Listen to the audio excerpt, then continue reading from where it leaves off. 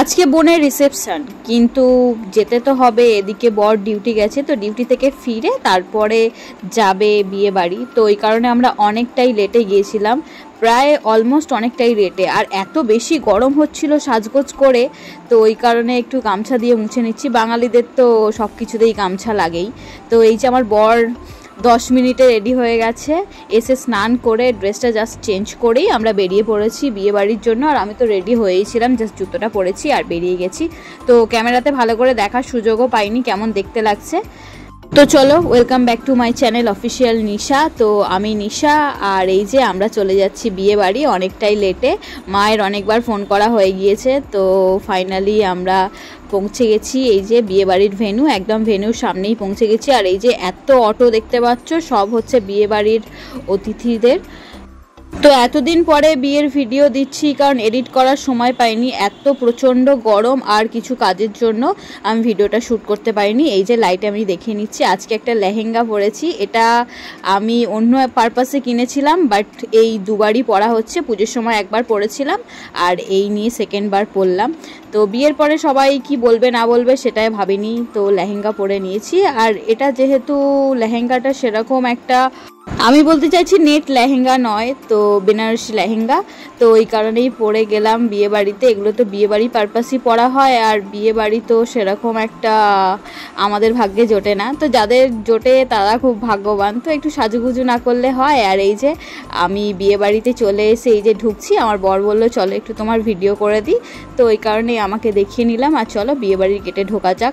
তো এটা একটা গার্ডেনটাকে পুরো ইভেন্ট ম্যানেজমেন্ট দিয়ে টোটালি সাজানো হয়েছে। আর এই যে সামনে গণেশ মূর্তিটা, আর এই যে আমার যে বোনের বিয়ে হলো সেই বোনের হচ্ছে এটা ছোট বোন, তো আমাদেরও বোন হয়। আর এই যে আমার বর, তো পার্টিতে ঢুকে পড়েছি একদম ঝাঁ চকচকে, একটা নতুন ধরনের, সচরাচর আমার দেখা বিয়ে বাড়ি এরকম হয় না। তো এটা হচ্ছে নতুন ধরনের একটা এক্সপিরিয়েন্স। এখানে অনেক রকম স্টল দিয়েছিল, যেটা একদমই শেষ পজিশন। আর আমার বর তো অ্যাজ ইউজুয়াল চা কফি পেলে ও আগে সেটাই নেবে, তো নিয়েও নিয়েছে। তো আমি একটু দই বড়া নিয়েছিলাম। আর এই যে ভাইয়ের সাথে দেখা হয়ে গেছে, ও আমাকে অ্যাকচুয়ালি দেখে ছুটে এসছিল, তো এই যে ও নিয়ে চলে যাচ্ছে। তো তারপর আমিও নিয়ে নেব একটু ট্রাই করার জন্য। অনেক রকম স্টল দিয়েছিল, বাট আমি কোনো রকম স্টলের কোনো কিছু এই দই বড়া ছাড়া কিছুই খেতে পারিনি, কারণ খাবার সময়ই ছিল না। রাত 10টার সময় বিয়ে বাড়ি ঢুকে কে খেতে পারে? অনেক রকম স্টল দিলে সেইগুলো খাবো নাকি মেন কোর্স খাবো? তো এখানে এই যে পানের স্টল দিয়েছিল, তো আমি ফায়ার পানের ভিডিও করেছি। আর এখানে ডিজে বাজানো হচ্ছিল। তো আমরা যখন খেতে বসেছিলাম তখন এখানে প্রচণ্ড নাচ হচ্ছিল। আর প্রথমের দিকে এখানে বরের বন্ধুদের প্রচণ্ড নাচ হচ্ছিল, যেটা মা বলল। এই যে মা সবার সঙ্গে দেখা হয়েছে, কথা বলছে। নিজের অনুষ্ঠানের বিয়ে বাড়ি মানেই হচ্ছে সবার সঙ্গে দেখা হবে, একটা গেট টুগেদার মতো হবে। আর এই যে বর কনে সবার সঙ্গে ছবি তুলছে, এটা হচ্ছে সেলফি জোন, এখানে সবাই ছবি ভিডিও তুলছিল। তো ফেসবুকে দেখলাম যে বোনের এন্ট্রিটা খুব সুন্দরভাবে হয়েছিল, যেহেতু অনেক হাই প্রোফাইল বাড়িতে বিয়ে হয়েছে, তো ওই কারণে অনেক খরচা করেছিল। আর এদিকে আমার বর লাইটের মধ্যে বিরক্ত হয়ে যাচ্ছে। আর এই যে এই মকটেল কাউন্টারে এসে আমার বর দেখছে কি কি আছে, এবার কি কি নেবে, মানে ড্রিঙ্কস হলে ভালো হয় আর কি, সেটাই দেখছে কি কি আছে, যেহেতু আমি খাবো বলেছি। তো প্রচণ্ড গরমের জন্য গলাটা তো ভেজানোর দরকার, তো জল তেষ্টা পাচ্ছিল। আর জল তো এমনি প্লেন জল ওখানে ছিল না, তো এটাই ছিল, দেখতেই পেলাম সবাই খাচ্ছিল। তো ওকে বললাম যে তুমিও একটা নিয়ে নাও। তো আমি ভার্জিন মোহিতো নিতে বলেছিলাম, ও সেটা নিল না, ও একটা পিঙ্ক কালারের জুস নেবে, যেটা আমার খেতে খুব একটা ভালো লাগেনি। আর সব থেকে বড় কথা হচ্ছে এখানে বরফ ফুরিয়ে গিয়েছিলো। এমনি প্লেন জলের থেকে একটু বরফ দিয়ে ঠান্ডা ঠান্ডা না হলে কি ভালো লাগে? তো লাস্ট গেছি, আর কি বলার। তবে ওভারঅল ঠিকই আছে, সবার জন্য তো অ্যাটলিস্ট ছিল। লাস্টে আমরা গেছি সেটা আমাদের দোষ, কিন্তু ওনারা তো আয়োজন করেছিলেন, তো ঠিক আছে। এই যে আমার বর নিয়ে নিয়েছে, নিয়ে আমাকে দিয়ে দেবে। তো চলো এনজয় করা যাক। আর এই যে ডিজে বাজানো হচ্ছে।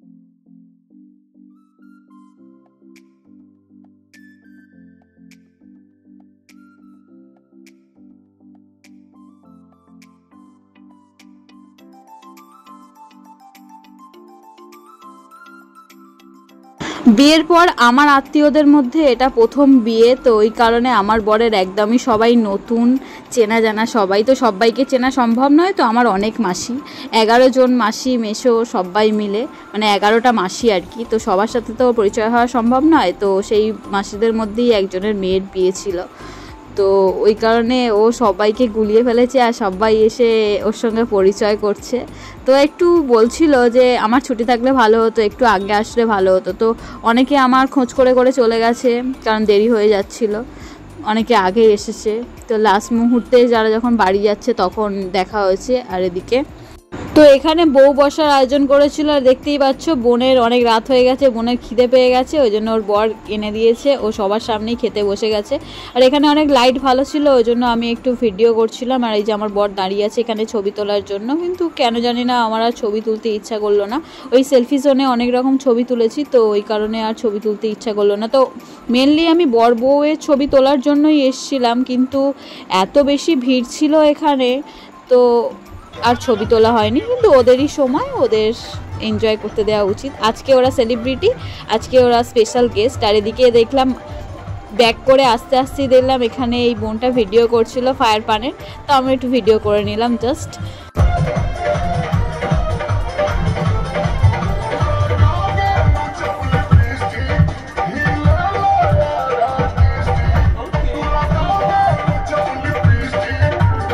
আসতে না আসতেই 11:30 বেজে গেল, কারণ আমরা এসছি তো দেরিতে, তো ওই কারণে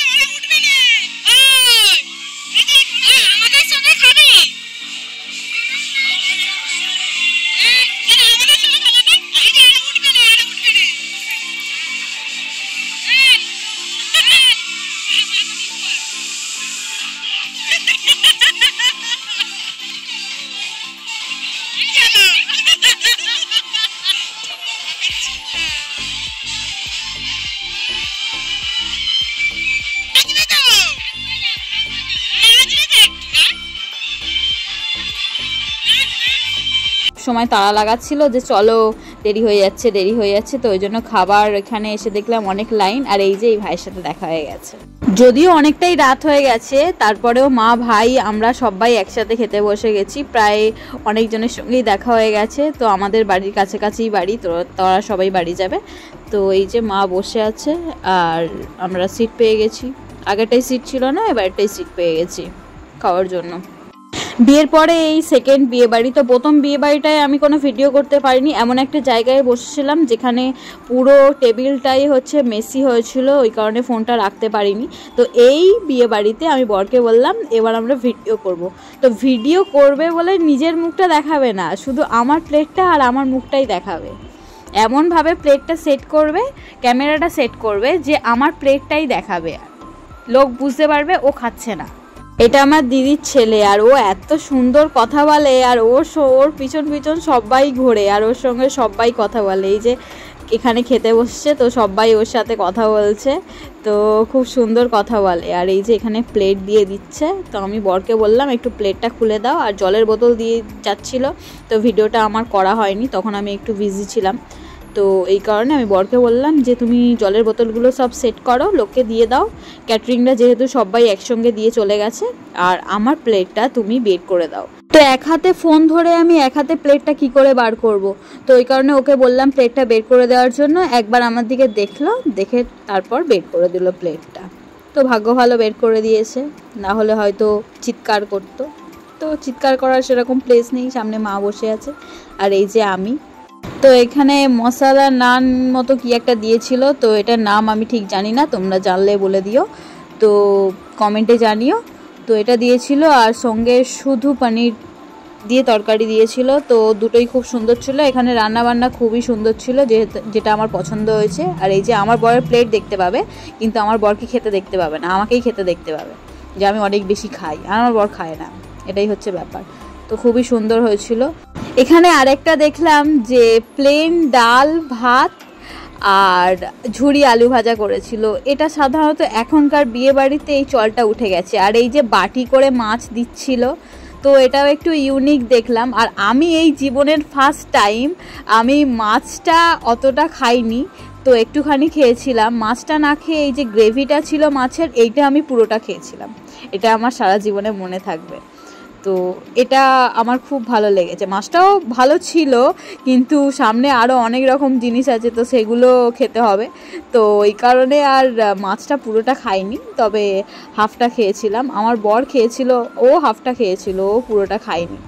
তো মাছটা পুরোটা খেতে না খেতেই বাসন্তী পোলাও আর তার সঙ্গে মাটন কষা চলে এসেছিলো। তো বাসন্তী পোলাওটা একটু অত্যাধিক মিষ্টি হয়েছিল, খেতে ভালো হয়েছিল কিন্তু অত্যাধিক মিষ্টি ছিল, ওই জন্য একটুখানি খেয়েছিলাম। আর এর সঙ্গে মাটনটা ওটা খুবই ভালো হয়েছিল, তো এই কারণে আমি অনেকগুলো খেয়েছি। আর এই যে আমার বর একটু একটু দেখা যাচ্ছে, তো ও খেয়ে নিয়েছে।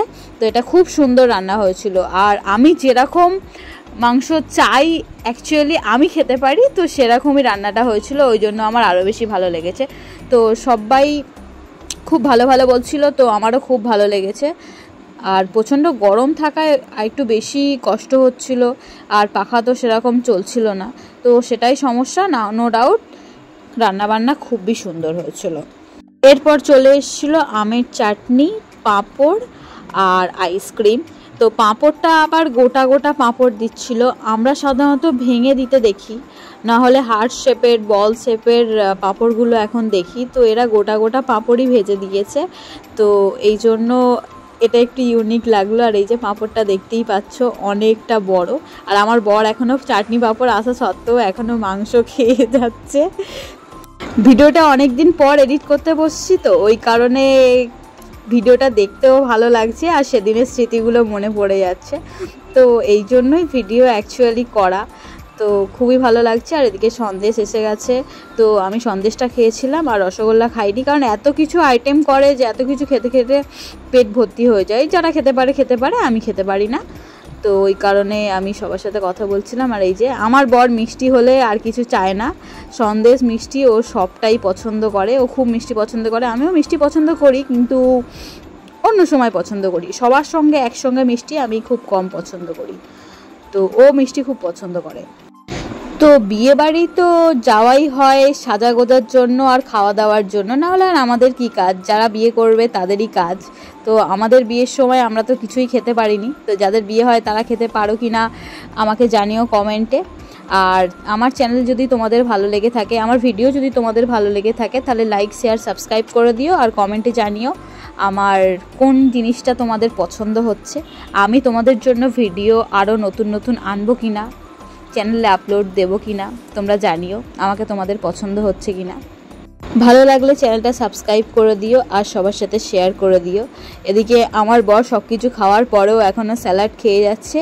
আর এই যে আইসক্রিমটা বাটিতে দিয়েছে, তো এখনকারের আইসক্রিম সবাই গোটা গোটাই দেয়, তো এরা একটু নতুন। আর এদিকে এই ভাই বলাই চলে, তো ও আমাকে আইসক্রিমটা দিয়ে দিয়েছে, ও খায়নি, তো ওই জন্য আমি দুটো আইসক্রিম পেয়ে গেছি। অন্য সময় হলে বর কিছু একটা বলতো যে তুমি কেন আইসক্রিম খাচ্ছ, তো এখন আর কিছু বলেনি। আর এদিকে এই যে দুজনে মিলে আইসক্রিম খেয়ে তারপর উঠবো, কারণ লাস্ট দিকে হয়ে গিয়েছিল আর সেরকম চাপ ছিল না, ওই কারণে আমরা বসে বসে আইসক্রিমটা খেয়ে তারপর বাইরে বেরিয়েছিলাম।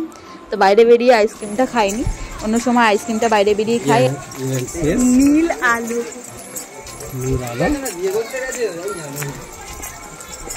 এই যে লাইটটা ভালো লাগছে, পিছনে আসো এক ক্যামেরা।